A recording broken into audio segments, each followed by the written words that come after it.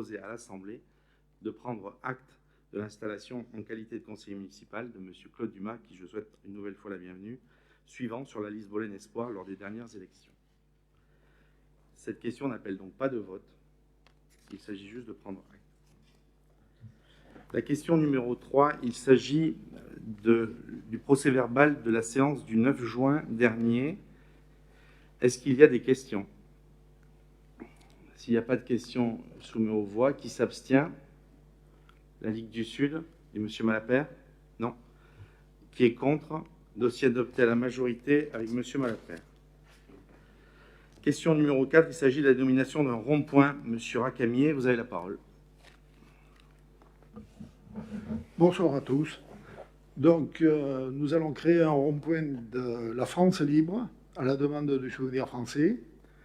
Alors, la France libre, c'est celle de Gaulle, celle de l'appel du 18 juin, de Jean Moulin, des marins de l'île de Seine, ceux de Leclerc et du serment de Couffran, ceux de Delattre, de Tassigny, de la première armée française, Rhin et Danube, de ces Beaulénois qui ont payé de leur vie, ces inconnus qui ont refusé la défaite, ceux du Vercors, de ceux qui, chacun dans son coin de France, ont résisté à l'occupant nazi, qui ont refusé la collaboration de Vichy et de Pétain et de Laval, qui ont refusé l'antisémitisme, qui ont refusé le racisme, qui ont refusé le fascisme, ceux du drapeau bleu-blanc-rouge à Croix-de-Lorraine, qui ont donné leur vie pour que vive la France libre.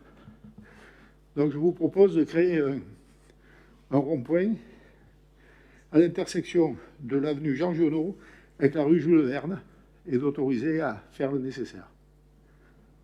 Voilà. Merci, M. Racamier. Y a-t-il des questions? Qui s'abstient? Qui est contre? Dossier adopté à l'unanimité. L'occasion de saluer le public qui nous rejoint pour la première depuis plusieurs mois, et notamment le président du Souvenir français, qui nous honore d'assister à cette séance. La question numéro 5, il s'agit de l'établissement public foncier régional Provence-Alpes-Côte d'Azur, une convention d'intervention foncière et opération d'ensemble en phase, intitulée Impulsion-réalisation, pour le site de Saint-Blaise, notamment des friches industrielles à requalifier sur le site de Saint-Blaise, donc de Valabrec. Considérant que notre ville a été retenue dans le programme Petite Ville de demain, considérant que le plan d'aménagement et de développement durable, le PADD, élément central de son PLU, précise les orientations dans l'objectif de programmer un développement urbain équilibré, considérant que dans cette perspective, le site de Saint-Blaise, situé le long de l'avenue Émile Lachaud, à l'est du centre historique, représente une réelle opportunité de projet de requalification de l'entrée de ville et du renouvellement urbain, au sein d'un quartier déjà urbanisé où sont présentes des friches industrielles à requalifier, considérant que dans ce contexte, notre commune a demandé le concours de l'établissement public foncier, donc Provence-Alpes-Côte d'Azur, afin de l'accompagner dans la démarche de programmation de ce projet de renouvellement urbain, notamment par la mise en œuvre de toute étude nécessaire d'une veille foncière sur l'ensemble du périmètre et par l'acquisition et le portage foncier nécessaire à l'aboutissement du projet de requalification, considérant que pour ce faire et sur la base d'une première étude diagnostique dont il ressort un périmètre d'intervention d'environ 9 hectares, il convient de signer une convention d'intervention foncière qui prendra effet à la date de la signature des parties et s'achèvera le 31 décembre 2026. Considérant que le montant du projet de convention d'intervention s'élève à 3 millions d'euros hors taxes, correspondant au montant maximum sur lequel s'engage la commune afin de mener à bien la maîtrise foncière du site, sans laquelle un aménagement d'ensemble cohérent ne peut s'envisager, il vous est proposé d'adopter la convention d'intervention que vous avez en annexe et de m'autoriser à signer la convention à intervenir et tous les documents nécessaires au suivi de ce dossier. Est-ce qu'il y a des questions? Madame Bompard. Oui, certes, la requalification de cette entrée, comme beaucoup qui existaient avant d'ailleurs, a besoin d'être revue. Mais le point négatif que je verrai à cette réorganisation, c'est la construction de logements sociaux. Je pense que pour requalifier, je ne méprise pas du tout le logement social. Ce que je dis, c'est que l'architecture, eu égard au prix de construction de ces logements sociaux, ne permet pas une architecture, une recherche absolument renversante. Donc je pense que pour requalifier une avenue comme ça, un quartier aussi joli, aussi champêtre, il est peut-être dommage d'être passé par l'établissement public qui oblige à ces constructions. Hein, c'est le revers de la médaille, si je puis dire. Et je pense que ça aurait mérité un travail un petit peu plus... éviter ce genre de choses, sachant que Bolène a déjà pas mal de logements sociaux et n'est pas soumis à ces quotas. Donc voilà, c'est le bémol que je mettrai à cette délibération. Merci. Y a-t-il d'autres interventions? Monsieur Raoux.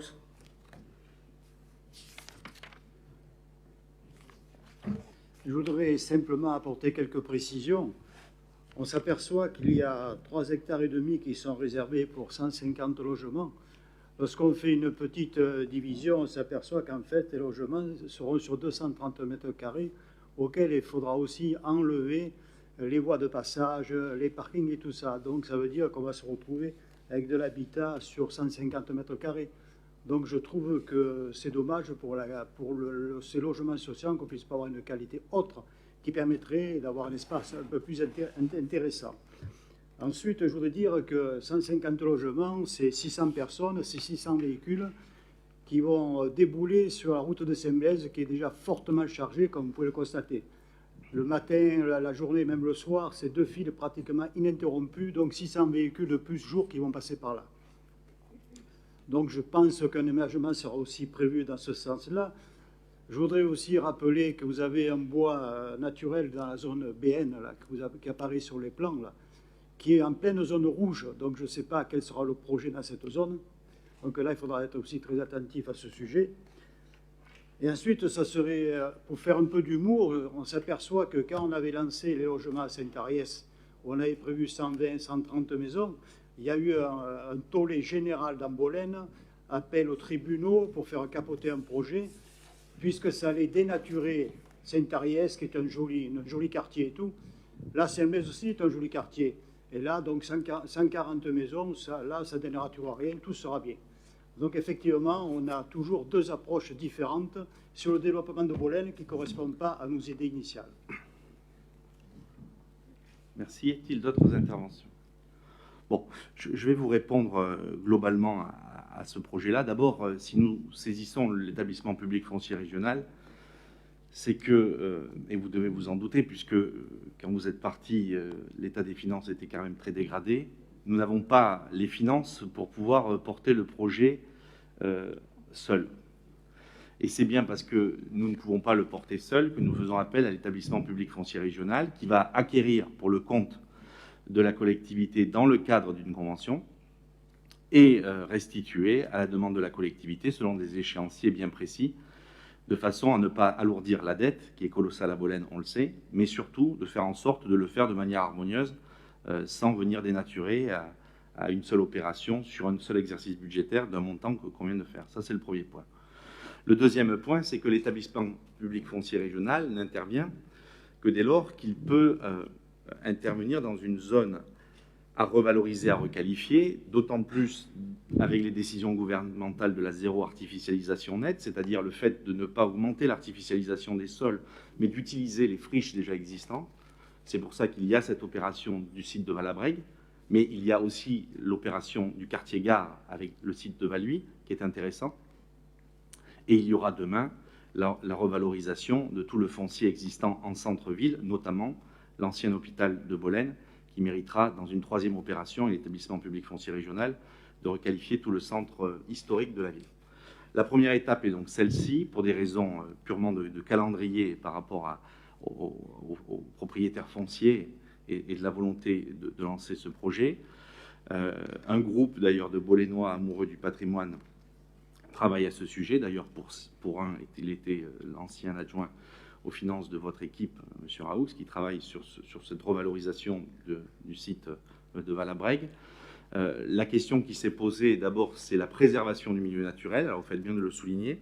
Aujourd'hui, le projet que nous souhaitons faire à l'entrée de territoire est de préserver cet espace naturel et cet espace boisé pour refaire vivre la zone d'extraction de l'argile comme elle l'était autrefois dans ce site qui a toujours d'ailleurs une autorisation de la DREAL d'exploitation de carrière et pour lequel nous souhaitions travailler, en revalorisant le wagonnet qui venait donc de ce site d'extraction jusqu'au site, c'est-à-dire à l'arrêt, à l'endroit du four historique qui est le four de Valabrègue, et de faire en sorte que dans cet espace boisé, nous puissions le maintenir en tant que tel et le valoriser au travers d'expositions, et comme certains l'ont, et nous travaillons d'ailleurs à ce sujet avec, je disais Rémi Martin, mais Jean-Marc Barrault, Michel Sanson et d'autres amoureux du patrimoine qui ont aujourd'hui étayé un projet assez solide pour pouvoir le faire. La deuxième chose, c'est que pour pouvoir porter un investissement aussi important comme nous ne pouvons pas vivre, comme je le dis, qu'avec de l'argile et de la poterie, même si c'est vertueux pour certains parce que ça ne finance pas le projet. Je pense qu'il faut être très terre à terre. Aujourd'hui, le financement de ce projet ne peut se faire qu'au travers des loyers, et des loyers qui sont portés sur l'ensemble du périmètre de Valabrègue, c'est-à-dire de recréer, dans un diagnostic que nous lançons au travers de cette convention, de recréer des logements, pas forcément des logements sociaux d'ailleurs, des logements pour tous ceux qui pourront de près ou de loin, avec les projets autour du nucléaire qui vont se faire dans les années à venir, au travers notamment de l'EPR et de la diversification de l'activité nucléaire, de pouvoir les loger sur Bolène plutôt qu'ils se logent ailleurs sur d'autres territoires. Et nous voulons le faire, puisque s'il y a bien quelque chose à conserver, c'est l'architecture autour de la brique.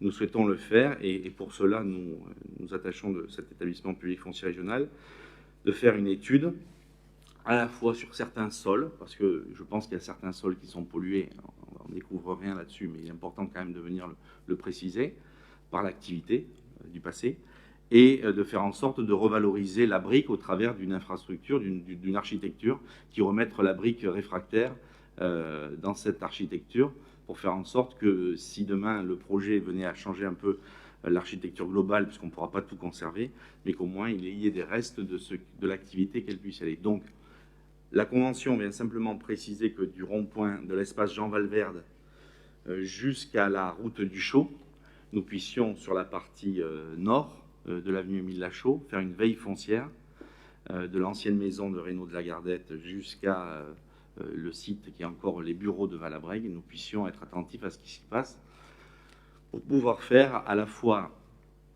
le musée que nous souhaitons faire sur la partie du site industriel occupé, c'est-à-dire sur la partie four, et sur tout le délaissé en zone nord de l'avenue Émile Lachaud pour faire des habitations et des logements qui viendront, je dirais, pas équilibrés, mais compensés économiquement et être un modèle économique pour ce projet-là.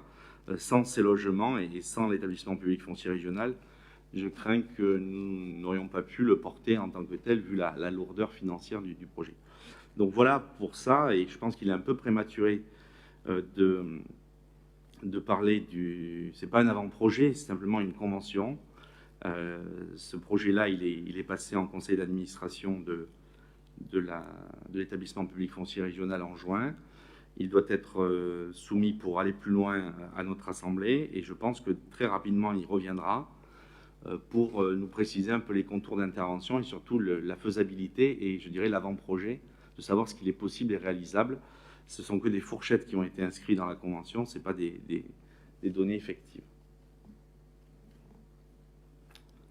Est-ce qu'il y a d'autres questions? S'il n'y a pas d'autres questions, je soumets aux voix. Donc, qui s'abstient? Qui est contre? Dossier adopté. Abstention de la Ligue du Sud. Monsieur Malapert, vous votez avec nous. Question numéro 6. Il s'agit d'une cession d'un délaissé de voirie jouxtant les parcelles section I 931, 933, 1937 et 1939 au lieu dit Le Rabas. Madame Desfonds-Fargeon, vous avez la parole. Bonsoir. Donc cette session concerne un espace d'une superficie d'environ 489 mètres carrés qui doit être défini donc, par document d'arpentage et qui se situe au lieu dit du Rabas et en limite séparative avec des parcelles qui sont la propriété de M. Valverde. Il s'agit donc d'un espace qui correspondait à un ancien chemin mais qui depuis plus de nombreuses années n'est plus carrossable. Donc c'est un espace qui représentait une dépendance du domaine public routier, mais qui aujourd'hui n'est plus utilisé pour la circulation, et il constitue donc un délaissé de voirie.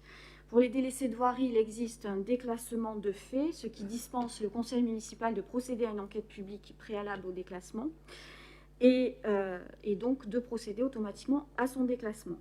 En cas de vente d'un délaissé de voirie, les propriétaires riverains bénéficient d'un droit de priorité sur les parcelles déclassées. M. Valverde, donc, par courrier, en date du 1er juin 2021, a accepté la proposition de la ville donc, pour l'acquisition de ce délaissé de voirie au prix de 712 €.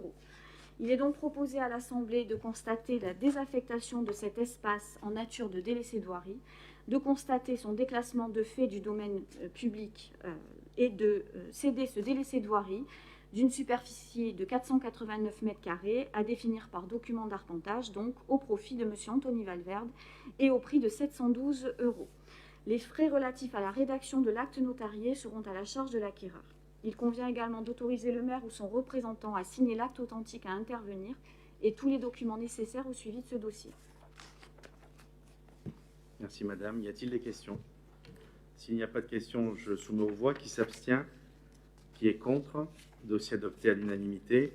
La question numéro 7, il s'agit du transfert de la compétence transport et mobilité et plus globalement une régularisation du personnel et suppression d'emplois, puisque vous le savez, dans le cadre de la loi d'orientation des mobilités, la communauté de communes a fait le choix en février dernier de se voir affecter de la compétence transport et mobilité plutôt qu'à la région. Et donc, nous avons travaillé depuis à ce sujet pour faire en sorte de pouvoir organiser la compétence transport. Il convient donc désormais de transférer les postes concernés par ce transfert, en l'occurrence un agent technicien principal première classe de la filière technique catégorie B à temps complet, et de le supprimer donc des effectifs de la ville pour le transférer à la communauté de communes. Et ce transfert et cette suppression interviendront au 1er août 2021. Il est donc proposé de transférer l'agent concerné, de supprimer l'emploi concerné et de m'autoriser à signer les décisions individuelles à intervenir et tous les documents nécessaires à l'application et au suivi de ce dossier. Est-ce qu'il y a des questions? S'il n'y a pas de questions, je soumets aux voix. Qui s'abstient? Qui est contre? Dossier adopté à l'unanimité. Merci. Question numéro 8. Il s'agit d'une convention de mise à disposition de personnel de la commune au Centre communal d'action sociale.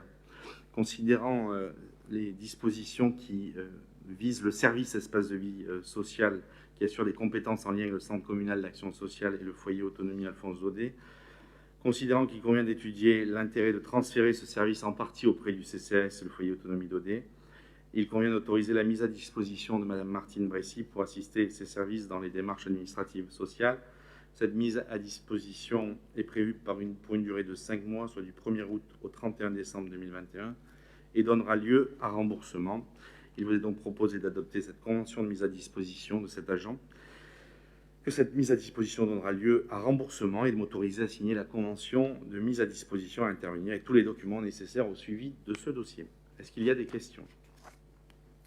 S'il n'y a pas de questions, je le soumets aux voix. Qui s'abstient?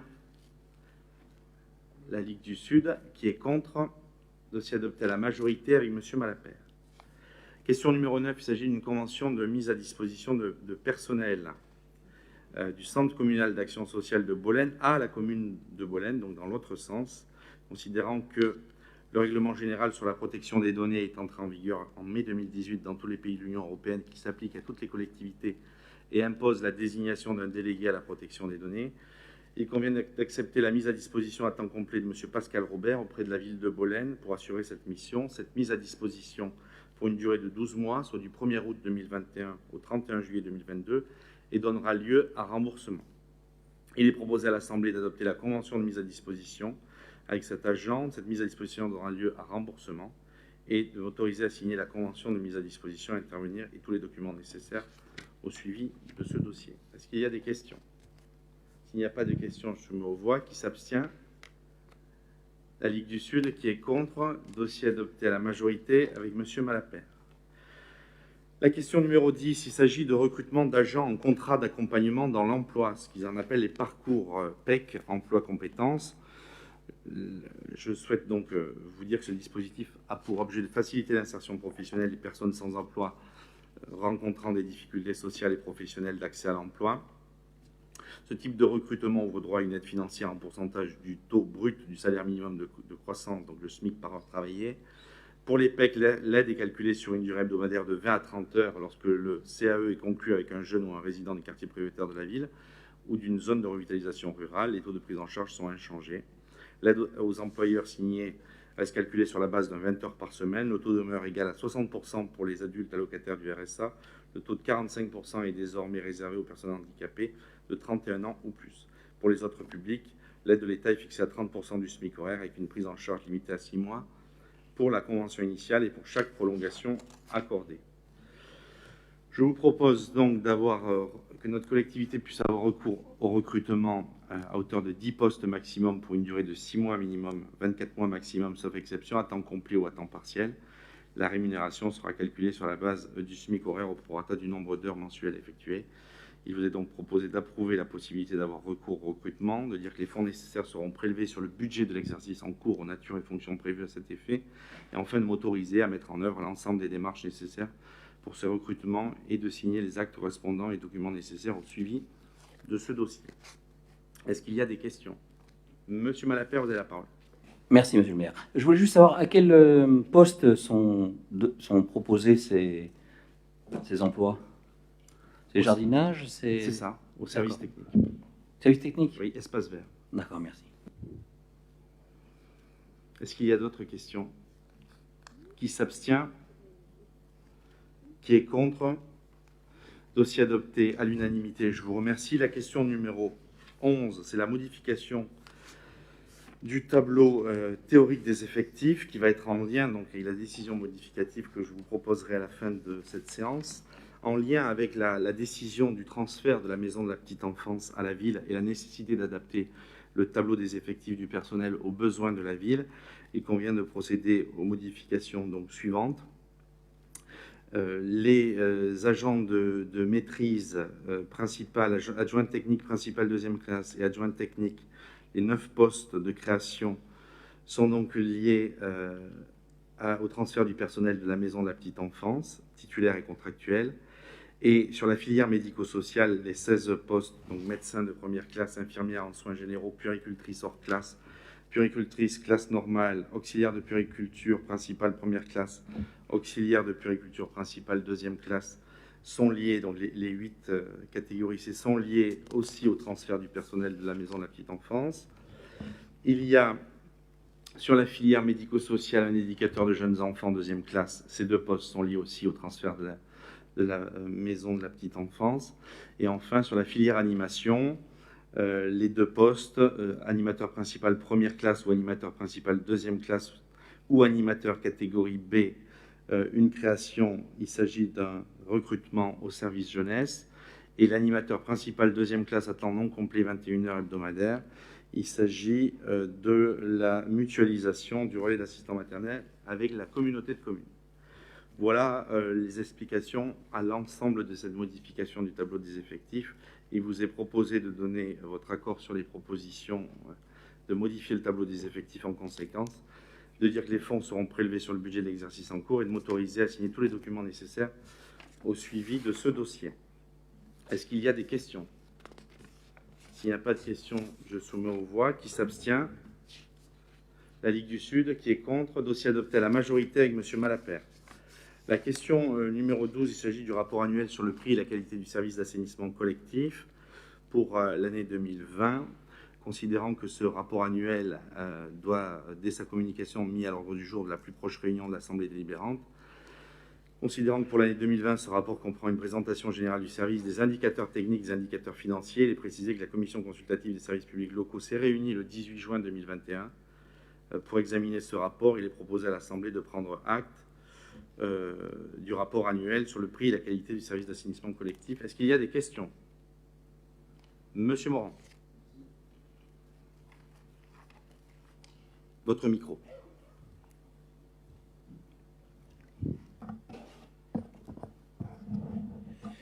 Oui, concernant le rapport de notre prestataire qui est à la charge de l'assainissement pour l'année 2020, il faut bien comprendre que cette année a été très spéciale puisque nous avons eu un confinement beaucoup plus dur que le précédent. Donc une grande partie du personnel n'a pas pu travailler. Et ensuite, il y a eu le changement de majorité. Mais enfin, quand même, comme dit le proverbe, les élus passent, les fonctionnaires restent. Donc l'administration est restée en place. Voilà. Et le travail aurait dû continuer. Là, je remarque, par exemple, sur le suivi des canalisations, hein, les passages vidéo, nous avions droit à 2000 mètres linéaires.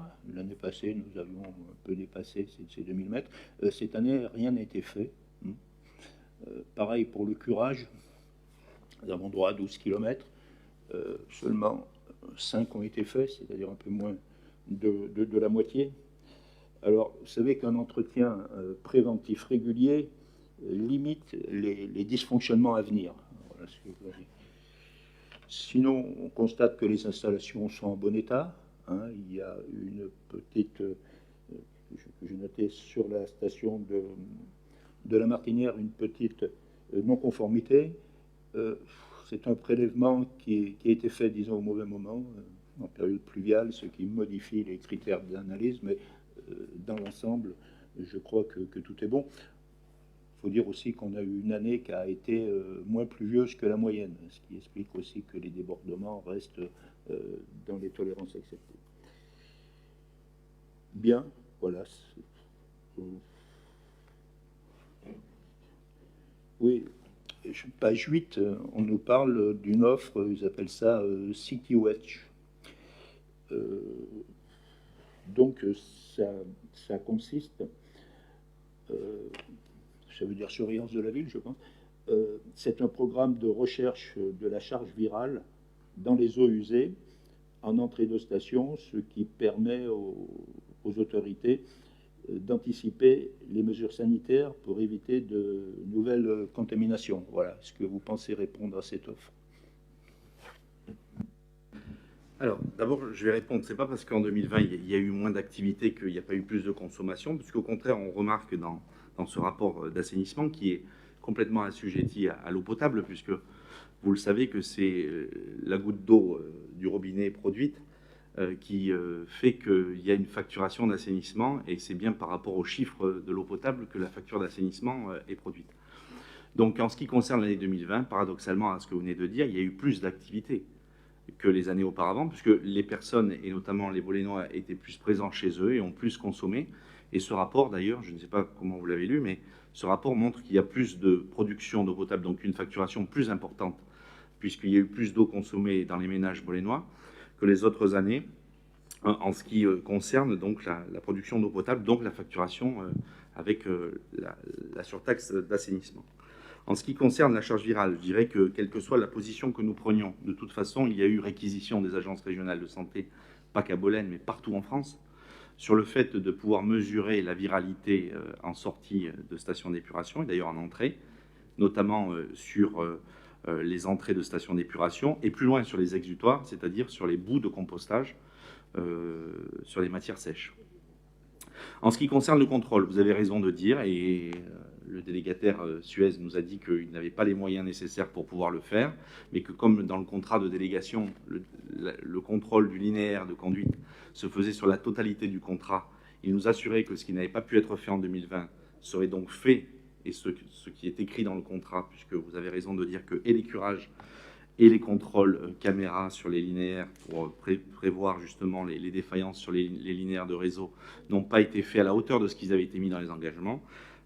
Ils seront faits. En ce qui concerne les taux de la Martinière, je ne suis pas là aussi tout à fait d'accord avec vous, puisque dans le rapport c'est inscrit, on a un dépassement extrêmement important du taux d'azote sur la station d'épuration qui est lié justement à l'usine de compostage, dossier que vous connaissez certainement parce qu'il n'est pas d'aujourd'hui, et pour lequel les taux sont extrêmement élevés par rapport à ce que l'arrêté préfectoral journalier autorise en débit du taux d'azote.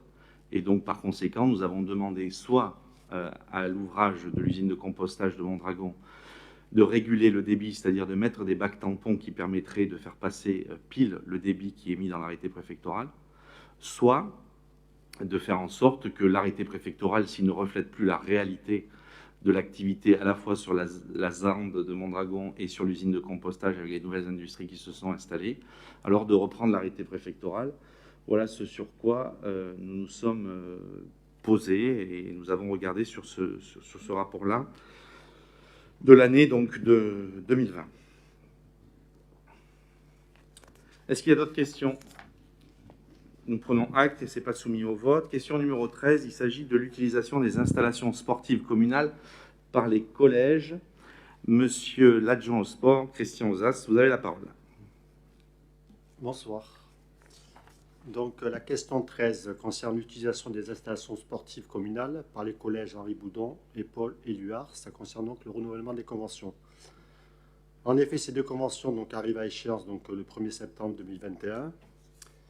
Et donc le conseil départemental du Vaucluse a informé la ville de Bolène par courrier du 7 juin 2021 de la prorogation du dispositif pour une durée de 5 ans à partir du 1er septembre 2021 et ce jusqu'au 31 août 2026. Donc il s'agit de renouveler ces conventions qui existent déjà depuis un certain nombre d'années. Il n'y a pas de modification significative, hormis le fait qu'on a intégré une nouvelle installation qui est donc la salle sport.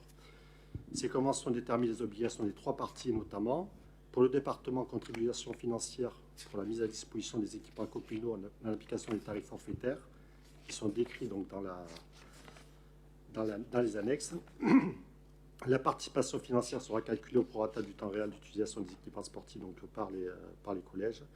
Pour la commune, la mise à disposition aux 2 collèges contractant des équipements sportifs en bon état d'utilisation, conformément aux prescriptions. Pour chaque collège, les collégiens placés sous la surveillance et la responsabilité des enseignants utiliseront des équipements sportifs municipaux conformément au règlement intérieur et aux consignes de sécurité spécifiques à chaque équipement sportif. Et le collège sera tenu responsable de tout dommage inhérent à l'activité des élèves dans l'établissement sportif. Il est donc proposé de donner son accord sur ces propositions, d'adopter la convention en tripartite d'utilisation et d'autoriser le maire à signer les conventions, à intervenir et tous les documents nécessaires au suivi de ce dossier. Merci. Y a-t-il des questions? Qui s'abstient? Qui est contre? Dossier adopté à l'unanimité. Cette fois, la mise à disposition du lac du Trollon au club de plongée de Bolène. Monsieur Ozas, vous avez la parole. Tout à fait. Donc, cette question concerne la mise à disposition du lac du Trollon au club de plongée de Bolène. Donc, la commune de Bolène est propriétaire du plan d'eau du lac du Trollon, d'une superficie de 30 hectares située au lieu-dit du Trollon, avenue du Comtat à Bolène. Il y a un droit de pêche établi entre la ville de Bolène et l'association Esprit Carpe Bolénois en date du 7 février 2003, renouvelable par tacite reconduction. Le club de plongée est une association bolénoise qui a pour objet statutaire l'enseignement et la pratique de la plongée subaquatique. Le club de plongée a sollicité en date du 25 mars 2021 l'autorisation de pratiquer ces activités au lac du Trollon sur une partie bien précise qui est uniquement sur l'anse ouest du lac. Ces plongées seront strictement encadrées et limitées dans le temps et dans l'espace, et que de ce fait, elles n'entraveront pas la bonne gestion du plan d'eau par l'association Esprit Carpe au Bolénois. Il faut savoir que les 2 associations se sont rencontrées sur le terrain pour bien déterminer le lieu de plongée qui sera délimité. La plongée technique consiste à une analyse. Il a été fait une plongée technique pour regarder quel était l'état du fond. Cette plongée technique a eu lieu le 2 mai 2021, qui ne met pas de difficultés apparentes sur cette partie-là et de danger particulier. La législation sur le contrôle sanitaire des eaux de baignade ne s'applique pas à cette activité nautique. Et il convient donc de passer avec le club de plongée une convention d'utilisation pour le lac de Trollon, convention que vous avez en annexe. Cette convention porte uniquement sur les plongées de formation avec un encadrement réglementaire qui est précisé dans la convention, sur une zone bien délimitée sur l'axe ouest du lac, donc en concertation avec les carpistes. La zone sera bien délimitée et sur une occupation bien spécifique du 1er mai au 31 octobre. Il est proposé à l'Assemblée d'adopter la convention à passer avec le club de plongée de Bolène relative à la mise à disposition du lac du Trollon, d'autoriser le maire à signer tous les documents nécessaires au suivi de ce dossier et notamment à modifier l'arrêté qui date de 2012. Merci. Y a-t-il des questions? Monsieur Raoux, vous avez la parole. Simplement une surprise parce qu'on sait que ce lac Trollon est très pollué par les PCB depuis des décennies et la plongée... je comprends qu'on puisse faire de la voile, du paddle et tout, mais la plongée, quand même, il y a un contact intime, je dirais, avec l'eau. Alors je suis très surpris qu'en fait on puisse quand même le faire. Voilà. Monsieur Raoux, on a eu des éléments d'information par l'Agence régionale de santé qui nous a donné un certain nombre d'informations qui nous permettent donc de faire des plongées dans ces lieux-là. Et on n'a pas d'informations, comme vous venez de le dire, qui nous permettent de l'interdire. Il faut savoir que ça sera strictement réglementé. C'est pas il n'est pas question que les gens c'est pas de la baignade, hein, c'est pas de la baignade publique, c'est quelque chose qui est strictement limité à un domaine spécifique de la plongée. Oui, et pour compléter les propos de M. Ozas, je tenais à préciser que M. Christophe Cravy, que je peux citer, qui m'a demandé d'ailleurs de le citer, a précisé dans un mail qu'il a adressé, c'est le technicien de sécurité sanitaire en chef de la direction départementale de Vaucluse de l'Agence régionale de santé, m'a précisé que c'était le maire qui décidait de l'interdiction de baignade dans les plans d'eau situés sur son territoire, que le contrôle sanitaire des baignades n'est pas mis en œuvre par les activités nautiques, et notamment pour la pratique de la plongée, et qu'ils n'ont pas connaissance de problèmes sanitaires particuliers concernant la qualité de l'eau de ce site. Voilà ce qui est précisé.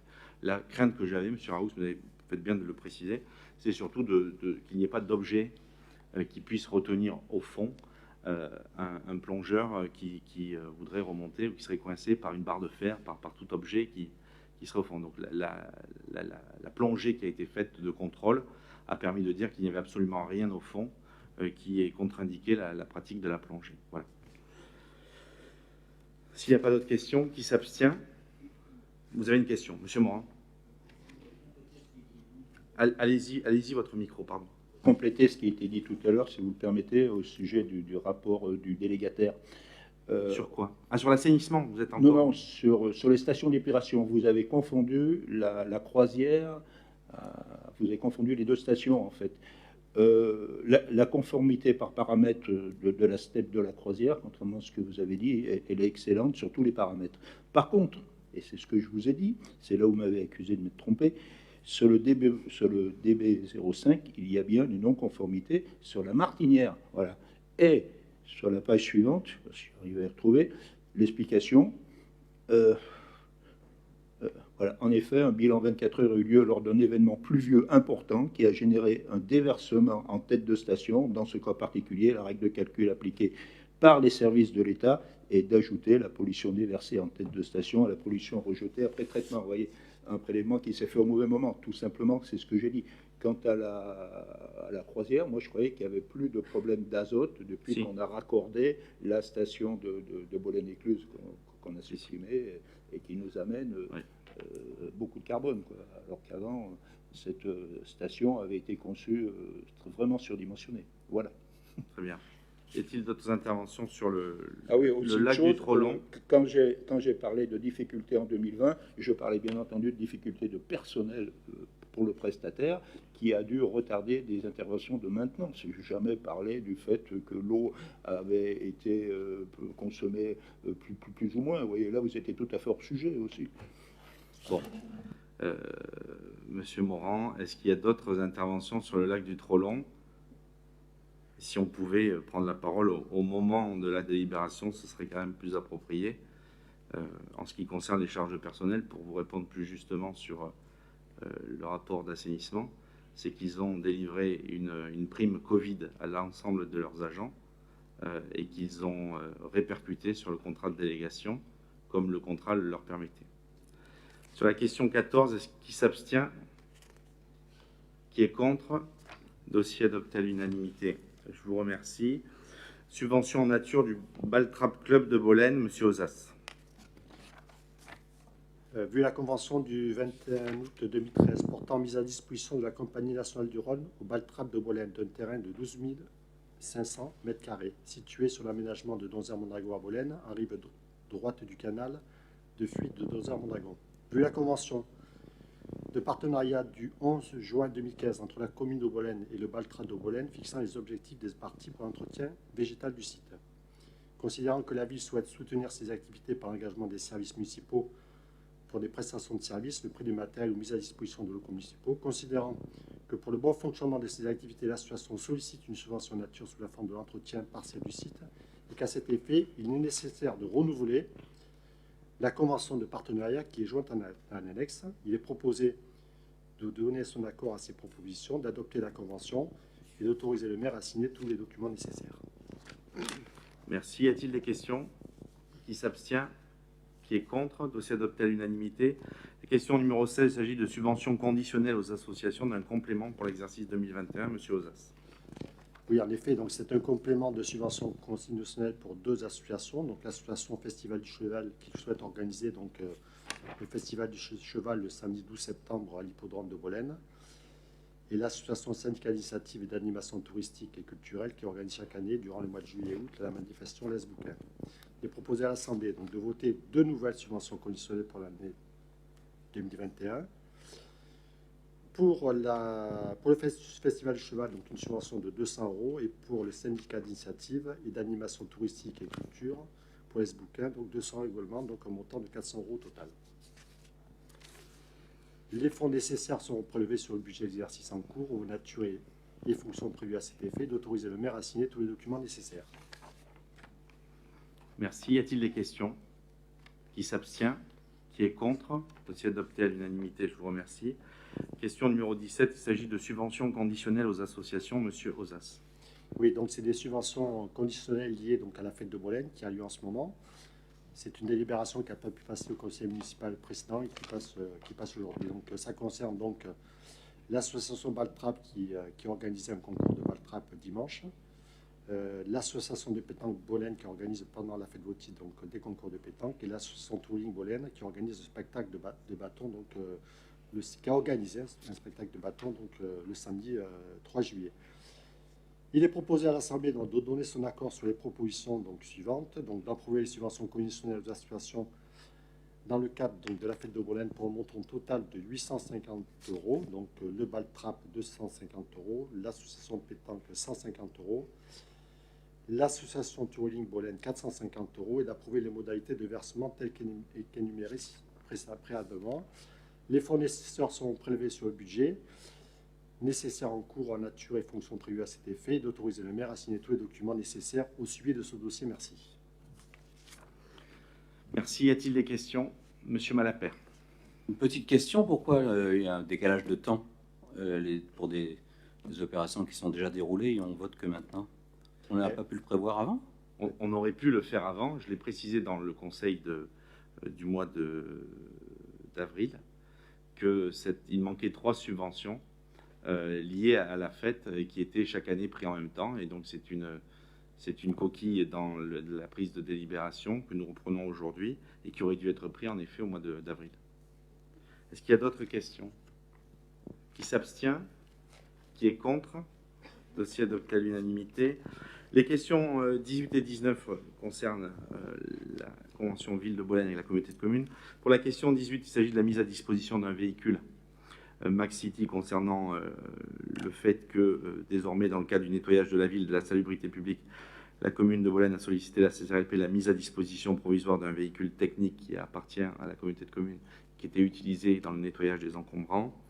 Il convient donc d'approuver la convention à passer à la communauté de communes et la ville pour la mise à disposition provisoire et gratuite de ce véhicule aux conditions énoncées dans la convention. Est-ce qu'il y a des questions? Qui s'abstient? Qui est contre? Dossier adopté à l'unanimité, je vous remercie. Et la question 19, il s'agit dans le programme que nous avions lancé Territoire à énergie positive. La communauté de communes dispose d'un parc automobile de 10 véhicules électriques sur le territoire intercommunal. L'ensemble des communes reçoit un véhicule, et en l'occurrence, il nous sera donc attribué un véhicule électrique qui est un Kangoo, si bonne mémoire. Donc d'adopter la convention à passer avec la communauté de communes pour la mise à disposition gratuite de ce véhicule électrique et de m'autoriser à signer la convention, à intervenir et tous les documents nécessaires au suivi de ce dossier. Est-ce qu'il y a des questions? Qui s'abstient? Qui est contre? Je vous remercie. Question numéro 20, c'est un procès-verbal de mise à disposition des biens à la communauté de communes dans le cadre de la compétence création, aménagement, entretien de la voirie reconnue d'intérêt communautaire. Cet intérêt communautaire qui avait été délibéré le 13 mars 2018 et qui voit la régularisation totale du procès-verbal dans ce que vous avez pu prendre connaissance. Il est proposé donc d'approuver ce procès-verbal de mise à disposition et de m'autoriser à signer le procès-verbal de mise à disposition des biens et tous les documents nécessaires au suivi de ce dossier. Est-ce qu'il y a des questions? S'il n'y a pas de questions, je soumets aux voix. Qui s'abstient? Qui est contre? Dossier adopté à l'unanimité, je vous remercie. La question suivante, il s'agit de la convention de gestion des services ramassage des encombrants et nettoyage des abords de points d'apport volontaires. Il convient, dans cette présente convention qui entre en vigueur au 1er avril 2021 et vu la délibération du Conseil communautaire, de faire en sorte que la commune récupère cette partie-là qui était d'ores et déjà prévue par la communauté de communes, d'approuver les termes de la convention et de gestion de services et d'autoriser le maire à signer la convention et procéder aux formalités. C'est ce que nous avions vu dans le cadre de la gestion du nettoyage des points d'apport volontaire et ramassage des encombrants, qui va en lien avec le Max City de la mise à disposition pour pouvoir réaliser cette compétence. Est-ce qu'il y a des questions? Monsieur Morand. Merci. Oui, quand vous étiez président de l'intercommunalité, vous avez voulu récupérer toute cette compétence. Et maintenant que vous êtes maire, vous voulez, au nom de la mairie, en récupérer une partie. Alors que tout le matériel, le personnel et le budget est intercommunal. Moi, je trouve très bien de récupérer cette compétence, mais quel va être le coût pour la commune? Alors, je vais vous répondre sur cette question. C'est d'abord sur le nettoyage des abords de PAV et les nettoyages de salubrité publique. C'était une compétence qui n'a jamais été autrement que celle de la commune, puisque aujourd'hui, on devait entretenir, et c'est tout le débat qu'on a eu pendant des mois et des mois, de savoir le sac à côté de la poubelle, pas à côté de la poubelle, et de tout le débat qu'on a pu avoir pendant des années, qui est désormais terminé, ce débat, et j'en suis très heureux parce qu'il était assez pesant, pour faire en sorte de pouvoir, de manière globale, rendre propre l'espace public. Alors, en ce qui concerne le transfert de cette compétence, je crois que vous ne manquez pas de culot, Monsieur Morand, mais je vais ici le repréciser. Dans l'évaluation des charges transférées, et notamment dans l'évaluation du personnel du transfert de cette compétence, je crois que vous avez fait partie de ceux qui étaient un peu légers dans le véritable poids du service en termes de charges financières et de charges humaines. Donc je ne suis pas certain que ce que vous aviez transféré reflétait réellement le poids du service. Et c'est ce que d'ailleurs je vous avais déjà dit et ce que j'avais pu dire à Mme Bompard en temps et en heure sur le fait que cette sous-évaluation entraînait des problématiques puisqu'aujourd'hui ça n'avait pas été listé à sa bonne mesure. D'ailleurs on régularise, vous l'avez bien vu, dans la question d'avant, le procès-verbal des biens sur une compétence d'un intérêt communautaire qui avait été pris dans une délibération de mars 2018, preuve s'il en est qu'on aurait pu être beaucoup plus rapide.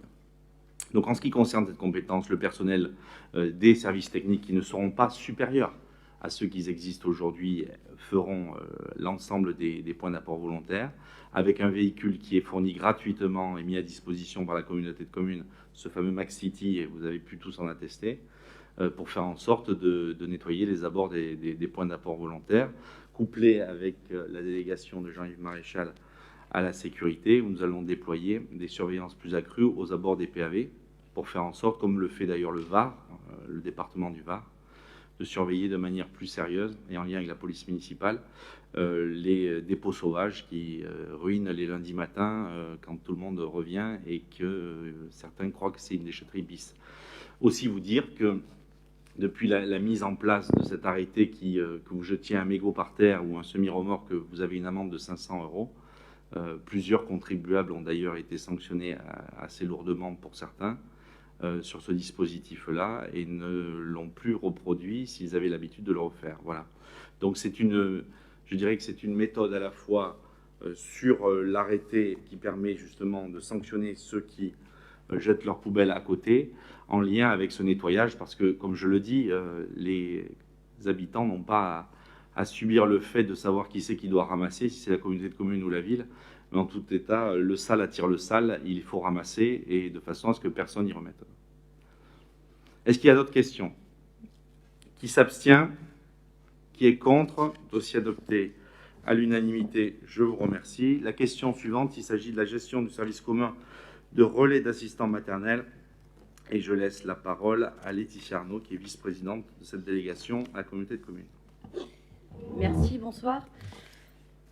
Alors, vu le Code général des collectivités territoriales et vu le Code de l'action sociale des familles, et considérant que la commune de Bolène dispose d'un relais d'assistante maternelle qui fonctionne depuis déjà de nombreuses années et dispose de locaux et de personnel dédiés, considérant aussi que les communes de la Motte, du Rhône, La Palue, Mondragon, Mornas ne possèdent pas les moyens suffisants pour créer chacune un relais d'assistante maternelle et souhaitent cependant permettre à leur population de bénéficier d'un tel service.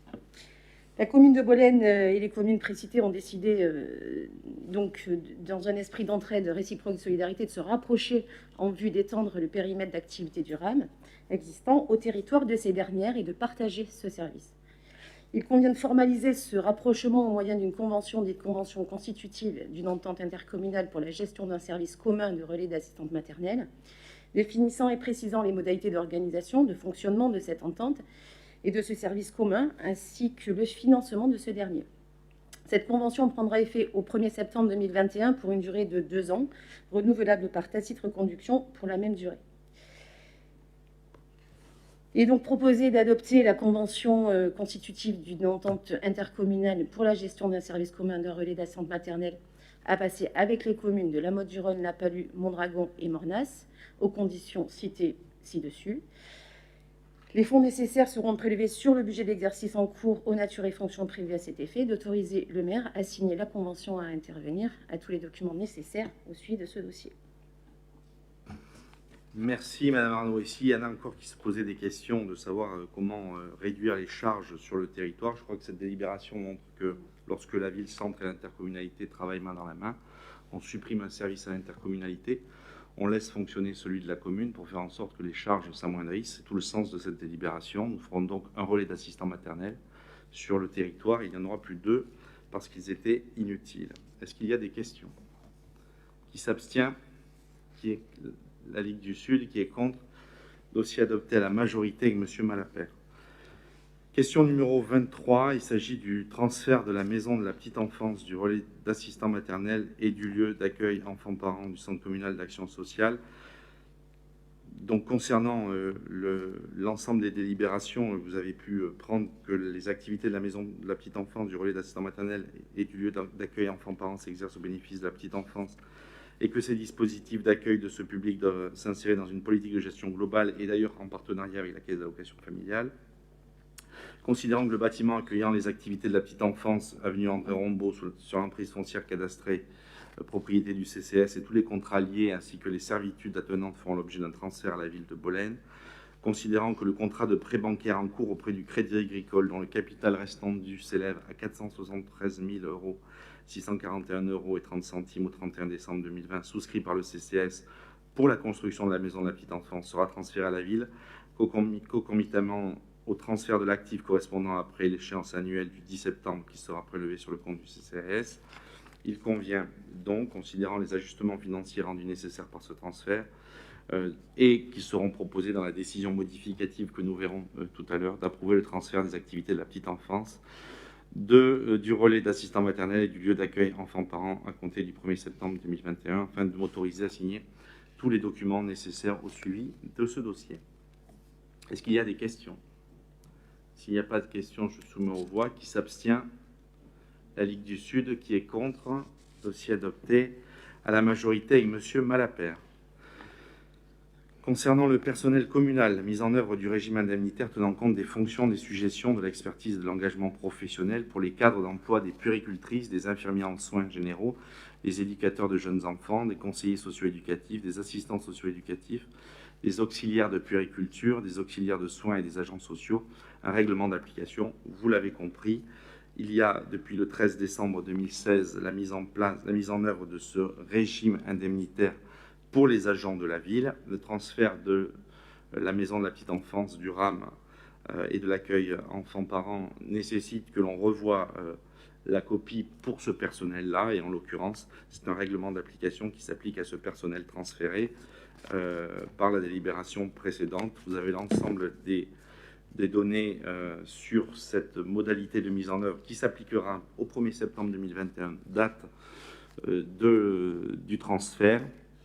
Il vous est donc proposé d'adopter ce régime indemnitaire, d'abroger les dispositions contraires ou qui n'existent plus contenues dans les délibérations antérieures sur le régime indemnitaire des cadres d'emploi, des puéricultrices, infirmiers en soins généraux, etc., etc., d'accorder le bénéfice du RIFSEF aux agents mis à disposition de la ville comme complément de rémunération tel que défini par la circulaire ministérielle d'août 2008, de dire que les fonds nécessaires seront prélevés sur le budget de l'exercice en cours et enfin de m'autoriser à signer tous les documents nécessaires au suivi de ce dossier.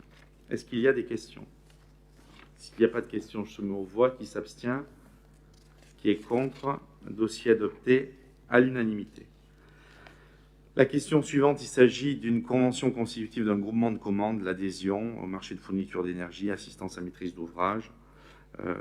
Il s'agit donc le marché de fourniture d'énergie de la ville arrive à échéance au 31 décembre 2021. Il convient donc d'adopter une convention constitutive d'un groupement de commandes pour la passation d'un marché d'assistance à maîtrise d'ouvrage, pour le choix d'un fournisseur d'énergie, de désigner les membres, un titulaire, un suppléant représentant la ville de Bolène pour siéger à la commission d'appel d'offres du groupement des commandes précitées, de dire que les fonds nécessaires seront prélevés sur le budget de l'exercice en cours aux natures et fonctions prévues à cet effet, afin de m'autoriser à signer la convention constitutive d'un groupement de commandes. Et puisqu'il s'agit de groupement de commandes, la majorité propose la candidature en titulaire de Madame Laure David-Giton et en suppléant Monsieur Berbiguier, pardon, excusez-moi, Monsieur Berbiguier. Si vous le souhaitez, on le vote bien évidemment en main levée. Je vous en prie. Oui, nous allons voter ce dossier d'autant plus, comment dirais-je, avec beaucoup de volonté, puisque nous sommes les créateurs de cette convention avec le village de Piolinc, avec Camaret et avec Vaison-la-Romaine, ce qui nous avait permis en 2019, à l'époque, de faire des économies. 2019, 240 000 euros. Et petit à petit, on a vu des villes nous rejoindre, Sainte-Cécile, puis les intercommunalités. Et je me souviens que vous aviez voté contre avec votre équipe parce que c'était une assemblée de gens d'extrême droite et que vous ne pouviez pas adhérer à ce genre de choses. Bon, je ne sais pas. Alors, comme je sais que vous avancez vers la droite, peut-être maintenant l'extrême droite, donc c'est peut-être un pas encore en avant. C'est rassurant. Hein, mais voilà, bon, je suis ravie que vous continuiez cet engagement parce qu'il est extrêmement important. Il est dommage que votre aveuglement politique de l'époque ne vous ait pas permis de le voter. Rares sont les moments, peut-être en Chine, où l'extrême droite et les partis en place sont d'accord. Alors, comme vous êtes ravie, Madame Bompard, je suis ravi de vous voir ravie. Et en 12 ans, ça a été tellement rare que je ne dirai pas plus sur le commentaire que vous venez de faire. Qui s'abstient? Qui est contre? Dossier adopté à l'unanimité avec les remerciements de Marie-Claude Bompard. La question numéro 26, il s'agit d'une décision modificative au budget principal pour l'exercice 2021. Sur la délibération relative à l'adoption du budget primitif, eu égard au fait que nous transférions la maison de la petite enfance, principalement, il convient de modifier le budget en conséquence, puisqu'il va être en partie modifié par cette compétence au 1er septembre. Et donc, dans les grandes lignes, mais il est bon quand même qu'on puisse le préciser, notamment sur les dépenses de charges de personnel au 0,12. Au centime près, c'est 331 700 € de charges de personnel dans les dépenses de fonctionnement, correspondent en totalité au transfert de la maison de la petite enfance, du relais d'assistant maternel et de l'accueil enfant-parent.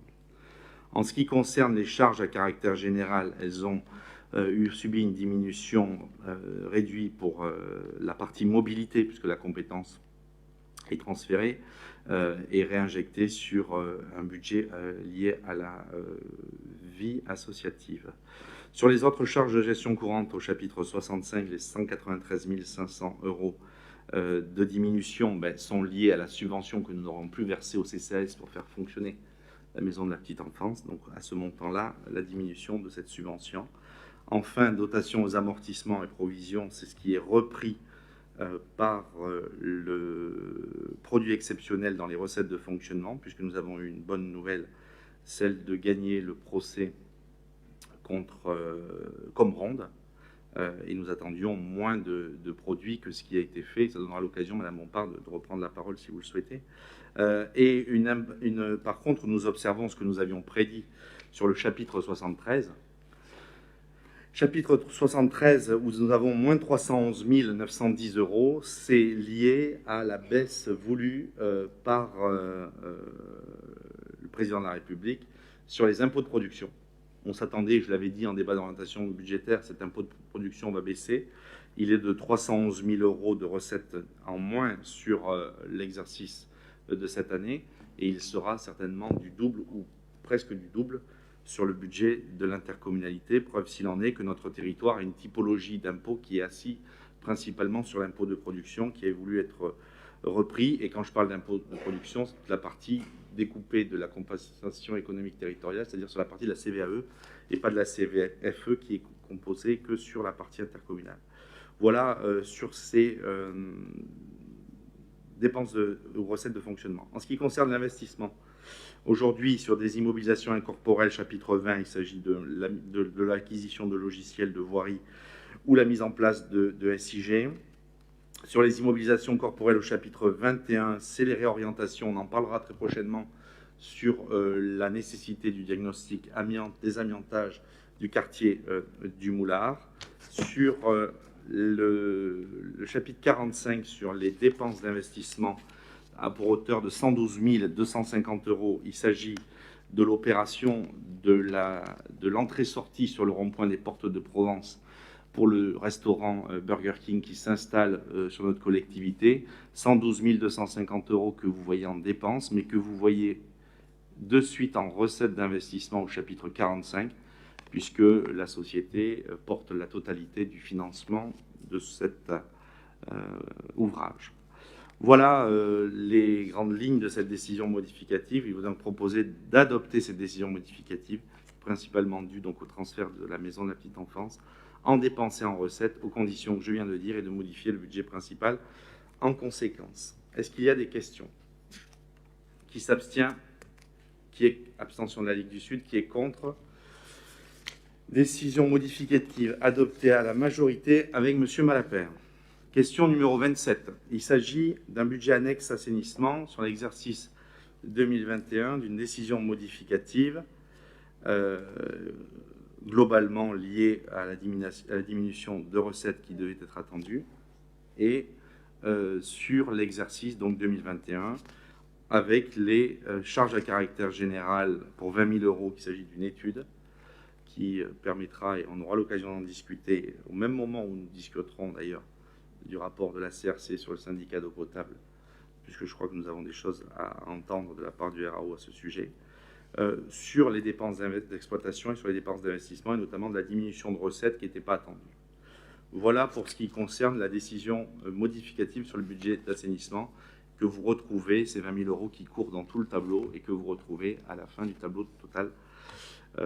Donc d'adopter cette décision modificative du budget annexe de l'assainissement, équilibré par section en dépenses et en recettes, et de modifier le budget annexe de l'assainissement 2021 selon ces précisions-là. Est-ce qu'il y a des questions? Qui s'abstient? La Ligue du Sud et M. Malapert. Qui est contre? Dossier adopté donc avec la majorité. La question numéro 28, il s'agit de se porter garante sur l'emprunt pour la rénovation de 162 logements de la résidence du Pont-Neuf auprès de la Banque Populaire Méditerranée, portée par la CEMIP+.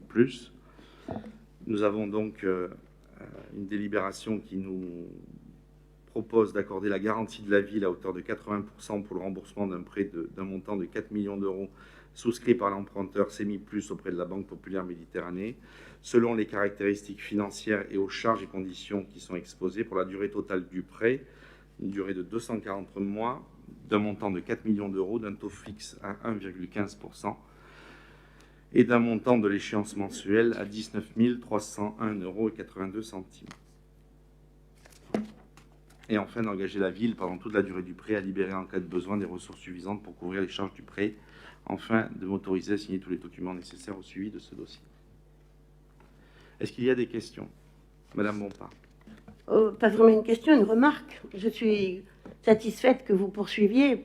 Et je me permets au passage de rappeler que tout ce qui est engagé a été fait par Madame Marty, la directrice. Pendant des années, elle a préparé ce dossier, elle y a travaillé, on a fait des réunions avec les habitants. Et d'ailleurs, pendant la campagne électorale, il m'est arrivé d'aller au marché et des personnes habitant là-bas me disaient « Mais qu'est-ce qui se passe? Pourquoi on n'a plus rien? Pourquoi on ne nous parle pas ?» Donc je pense qu'elles vont être rassurées, car là aussi, ça faisait 50 ans qu'elles attendaient et il a fallu toutes ces années pour monter un dossier. Donc merci pour ces habitants et je remercie et je félicite au passage Madame Marty que vous avez extrêmement maltraitée comme d'autres employés, qui vous a mis d'ailleurs au prud'homme. On attend les résultats pour le mois d'octobre. Donc du coup, je lui tire un coup de chapeau parce qu'elle a fait un travail extraordinaire que vous avez malheureusement méprisé comme à l'habitude. Bien, alors puisque vous me donnez l'occasion et que je savais que vous viendrez sur ce terrain-là, ça me donne l'occasion de dire que vous aviez voté en conseil d'administration de février 2014 l'opération de la rénovation des 162 logements et que nous ne devons pas croiser les mêmes personnes sur le marché parce que celles que nous avons croisées nous disaient « mais depuis 2014, on nous mène en bateau sur le fait que ce projet devait se faire, il ne s'est jamais fait ». Alors ceux qui géraient si bien de si bien, aujourd'hui, finalement, depuis 2014, et 7 ans plus tard, nous faisons ce que vous n'avez jamais fait, et ce n'est pas à grand renfort de communication d'ailleurs que vous leur avez dit « ça va démarrer, vous inquiétez pas, vous inquiétez pas ». Ça, c'est le premier point. Le deuxième point, c'est que ça a été si bien fait que nous avons un contrôleur du travail qui nous est tombé dessus, je dirais, au mois de juin, pour nous expliquer que tous les diagnostics d'amiante qui avaient été faits par votre équipe ne répondaient pas aux normes de cahier des charges et qu'il fallait refaire le diagnostic amiante, ce que la nouvelle directrice a fait et que nous sera rendu, et nous l'avons vu en Assemblée Générale de la CMI+, et en Conseil d'administration, qui sera rendu le 6 août prochain, pour faire en sorte de ne pas perdre de temps. Donc je dirais, il y a ceux qui en parlent, il y a ceux qui le font, vous faites partie de ceux qui commentent, et ça on le sait. Mais vous inquiétez pas pour le cinéma, parce que le cinéma, chère madame, nous ne l'avons pas fait parce que nous ne voulions pas gêner les Bolénois, et vous inquiétez pas madame, on aurait pu le commencer avant l'été, mais on m'a proposé de mettre une grue sur le parvis de l'hôtel de ville, ce que j'ai refusé, parce qu'il ne vous a pas échappé qu'il y a des polymusicales qui auront lieu cet été sur le parvis de l'hôtel de ville, et que la grue au milieu ne pourrait faire. Alors je dirais que sur les 162 logements, madame, je sais que ça vous agace, mais il fallait le faire quand vous étiez aux responsabilités. C'est tellement plus facile quand on est dans l'opposition. En même temps, sur le projet qui avait été initié à 5 millions d'euros, j'ai pu présenter donc la bonne nouvelle aux administrateurs de la CMI+, puisque le projet a été revu à la baisse. Et il tient à hauteur de 3,9 millions, plutôt que les 5 qui avaient été prévus initialement. Et avec ce delta, d'ailleurs, par rapport à l'enveloppe initiale, nous avons prévu de motoriser les stores, et donc les volets roulants, qui, dans votre projet, n'étaient pas motorisés. Preuve, s'il en est encore, de la considération que vous portiez aux habitants de notre commune. En ce qui concerne la garantie, aujourd'hui, il convient de le porter auprès de 80%, je l'ai dit, comme le font toutes les opérations, il n'y a rien d'extraordinaire à cela. Voilà sur ce sujet-là. Qui s'abstient? Qui est contre? Dossier adopté à l'unanimité. La question numéro 29, il s'agit d'une convention de billetterie de spectacle, et donc je laisse la parole à l'adjointe à la culture, Mme Bouclé. Bonsoir. Donc, il s'agit bien d'une convention de billetterie spectacle entre la ville de Bollène et la communauté de communes Rhône-Lez-Provence.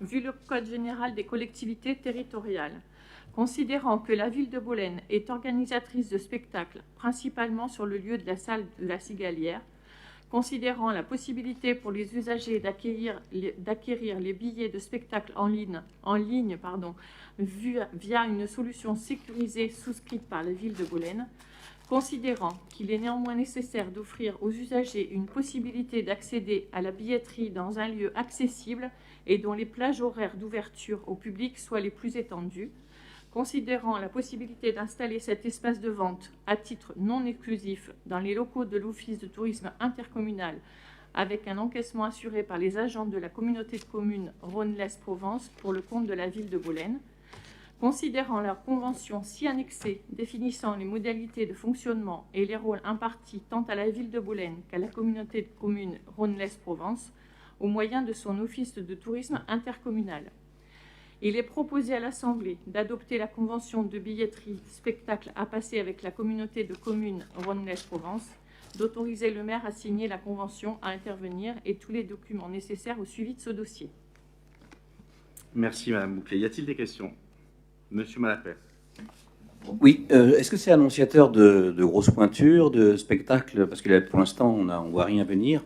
Est-ce qu'il y a des spectacles qui sont prévus pour la saison 2021-2022 et vous pouvez être annoncé en direct à vos téléspectateurs s'il y a des noms à venir?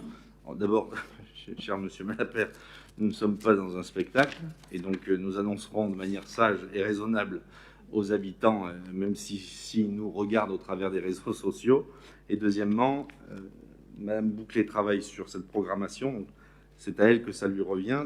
Je veux la laisser parler si elle a des choses à nous dire sur ce sujet. Alors, en fait, on a énormément de reports à cause de la crise sanitaire. Donc, pour l'instant, il n'y a que des choses programmées. Et comme dit M. Gilliot, en heure et en temps, on vous donnera le programme, je pense, au mois de septembre.